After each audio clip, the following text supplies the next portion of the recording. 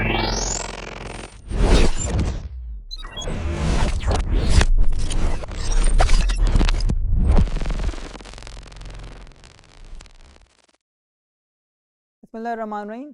गुज़िश्ता topics में हमने ये देखा कि डेटा की मदद से कंप्यूटर को इंटेलिजेंस प्रोवाइड की जा सकती है, यानी उसे ये सिखाया जा सकता है कि जिस तरह इंसान काम कर रहे होते हैं इस तरह कंप्यूटर कैसे काम करेगा। आज हम ये देखेंगे कि इसको हम किस तरह से कंप्यूटर को सिखाएंगे। इसमें हमारा जो पहला टॉपिक है वो है लीनियर रिग्रेशन। लीनियर रिग्रेशन को हम एक मिसाल के थ्रू समझने की कोशिश करते हैं।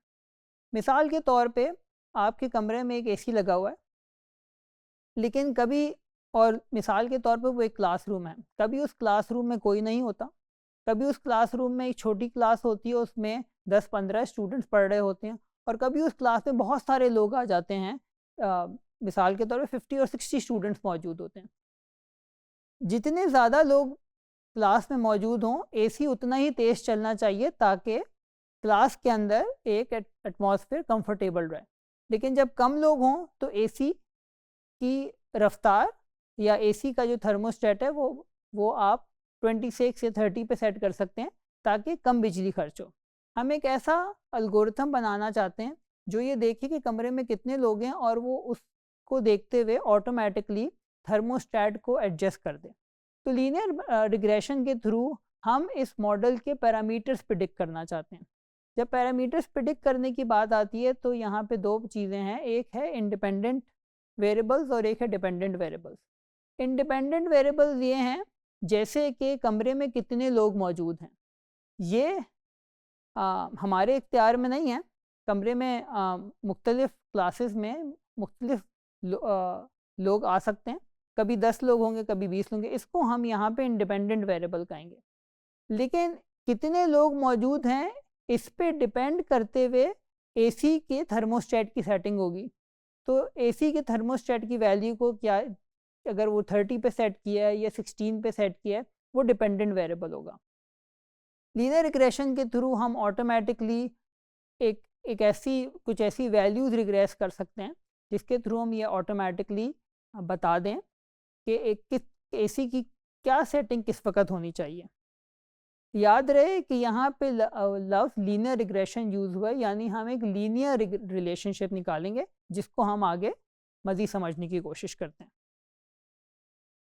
यहाँ पे एक मिसाल है, ये जो आपको एसी और number of people in the classroom की एग्जांपल थी, उसी का डेटा यहाँ प्लॉट हुआ है।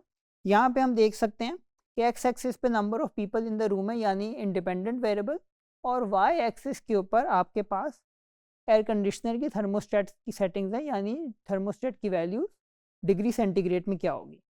हमें यहाँ पे नज़र आ रहा है कि जब कोई भी मौजूद नहीं है तो सेटिंग 30 के करीब की गई है, यानी एक यूनिवर्सिटी में, एक दफ्तर में जब सुबह दफ्तर खुलता है, यूनिवर्सिटी खुलती है, तो एसी चल रहे होते हैं, लेकिन उन ऑफिस आवर्स में एसी को सबसे ज़्यादा लो कूलिंग पे यानी 30 पे रखा गया। फिर जैसे मिसाल के तौर पे जब 10 लोग आ गए तो उसकी सेटिंग तकरीबन कहीं यहाँ पर है, यानी कोई 28 के करीब उसकी सेटिंग कर दी गई है। और जब 50 के करीब लोग आ गए तो तकरीबन 17 के करीब एसी की सेटिंग कर दी गई, यानी एसी ज़्यादा कूलिंग करना शुरू कर क्योंकि लोग ज़्यादा आ गए। इसको अगर हम देखें तो इस पूरे डेटा को हम एक लाइन से रिप्रेजेंट कर सकते हैं, यानी एक लाइन हम ढूंढने की कोशिश कर रहे हैं जिसके थ्रू ये पूरा डेटा मॉडल हो जाए। अब अगर हम देखें लाइन क्या होती है, तो लाइन की इक्वेशन है हमारे पास y is equals to mx plus t। यहाँ पे x हमारा इंडिपेंडेंट वेरिएबल है, यानी number of people in a classroom. y हमारा डिपेंडेंट वेरिएबल है, यानी थर्मोस्टेट की क्या सेटिंग होनी चाहिए, एसी को किस टेम्परेचर पे सेट किया जाए। और m और c हमारे इस मॉडल के पैरामीटर्स हैं जिसे हम आइडेंटिफाई करना चाहते हैं, जिसे हम रिग्रेस करना चाहते हैं। मैं आपको एक मिसाल देता हूँ कि m की वैल्यू मैं चूज़ कर लेता हूँ -0.23 और c की वैल्यू मैं चूज़ कर लेता हूँ 30। अगर मैं ये m और c की वैल्यू चूज़ कर लूँ और अब मैं ये इस तो ये मेरा मॉडल मुकम्मल हो जाता है, क्योंकि मॉडल के अंदर 2 ही अननोन थे, एम और सी, वो मुझे मिल गए हैं। अब मिसाल के तौर पे अगर क्लास के अंदर 10 लोग मौजूद हैं, तो मैं इस मॉडल को कहूँगा y इज इक्वल्स टू -0.23, यानी x 10 लोग हैं, यानी x की वैल्यू 10 प्लस 30। इससे मुझे ये पता चलता है कि y की वैल्यू, यानी जो AC की सेटिंग होनी चाहिए, वो तकरीबन 27 से 28 के दरमियान होनी चाहिए, क्योंकि 30 में से आप 2.3 माइनस करेंगे तो तकरीबन 27.7 बनता है। तो आप AC को 28 पे सेट कर सकते हैं। इसी तरह से अगर लोग बढ़ जाते हैं और x की वैल्यू बढ़ने के बाद मिसाल के तौर पे 25 हो जाती है, यानी अब 25 स्टूडेंट्स क्लास में आ गए, तो यही मॉडल मुझे बताएगा कि x की वैल्यू, अगर आप यहाँ पर m की वैल्यू -0.23 डालें, x की वैल्यू 25 डालें और c की वैल्यू 30 डालें, तो यहाँ पे मेरे पास जो वैल्यू आएगी y की, वो तकरीबन 24 के करीब आएगी। यानी ये मॉडल हमें ये बता रहा है कि अगर आपने m और c की सही वैल्यू आइडेंटिफाई कर ली है, तो इसकी मदद से ये लाइन की इक्वेशन को इस्तेमाल करते हुए, ये लीनियर मॉडल इस्तेमाल करते हुए मैं एक ऑटोमेटिक एल्गोरिथम बना सकता हूँ, जिसको देखते जो खुद से देखेगा कि क्लास में कितने लोग मौजूद हैं, और जैसे ही उसको काउंट मिलेगा लोगों का, वो AC खुद से कम ज़्यादा कर सकेगा। यहाँ पर हमने ये देखा कि लीनियर रिग्रेशन के थ्रू हमने एक ऑटोमेटिक सोल्यूशन निकाला, जिसकी मदद से AC को ऑटोमेटिकली एडजस्ट किया जा सकता है। लेकिन यहाँ पे m और c की वैल्यू जो मॉडल के पैरामीटर्स हैं, वो मैंने खुद से सोची थी। हम आगे जाके देखेंगे कि इन m और c की वैल्यूज़ को हम डेटा से कैसे कंप्यूट कर सकते हैं। हमने देखा कि हमने लीनियर मॉडल के थ्रू ये आइडेंटिफाई कर लिया कि AC की क्या सेटिंग होनी चाहिए, इस चीज़ को देखते हुए कि क्लास में कितने लोग मौजूद हैं। अब एक ऐसी एग्जांपल देखते हैं जहाँ पे लीनियर रिग्रेशन यूज़ नहीं हो सकती। ये बात बहुत ज़रूरी है कि हमें पता हो कि किस जगह पे लीनियर रिग्रेशन हमारी एस्टिमेशंस करके देंगे और किस जगह पे नहीं करेगी। तो एक मिसाल है कि आपके पास डेट, इंसान की एज और इंसान की हाइट का डेटा मौजूद है। हमें ये मालूम है कि शुरू के सालों में इंसान की हाइट तेज़ी से बढ़ती है, फिर एक वक्त आता है वो तकरीबन स्टेबल हो जाती है, और आखिर में मामूली सी कमी भी हाइट में देखी गई है। शदीद बुढ़ापे में हाइट में मामूली सी कमी भी देखी गई है। अगर इसमें हम देखें तो तकरीबन हम कहते हैं कि मे बी 25 की एज तक हाइट स्टेबल हो जाती है। बाज़ लोगों की शायद 30 की एज तक होती हो, बाद की पहले हो जाती है, लेकिन तकरीबन 25 की एज तक।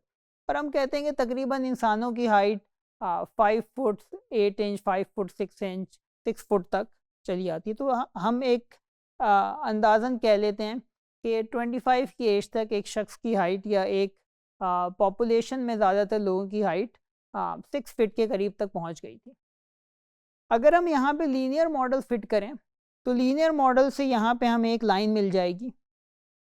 इस लाइन से हमें ये पता चलेगा कि अगर किसी की एज 90 हो, तो उसकी हाइट 6 फीट नहीं बल्कि 18 फीट के करीब होनी चाहिए थी, जो एक गलत जवाब है। अगर इंसान की हाइट का डेटा देखें तो ऐसा नहीं होता, एक वक्त आता है हाइट स्टेबल हो जाती है। तो यहाँ पे लीनियर मॉडल की जगह एक नॉन लीनियर मॉडल फिट होता है। इस तरह की प्रॉब्लम्स के अंदर हम लीनियर रिग्रेशन यूज़ नहीं कर सकते।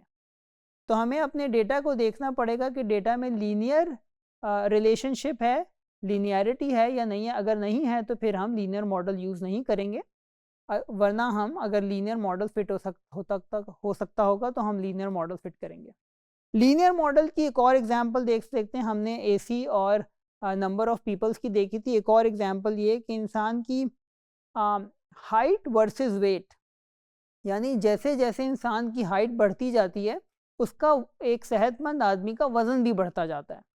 तो इसको इस तरह के डेटा के ऊपर भी, चूँकि हमें पता है हाइट बढ़ेगी तो वज़न भी बढ़ेगा, तो इधर भी एक लीनियर मॉडल फिट किया जा सकता है।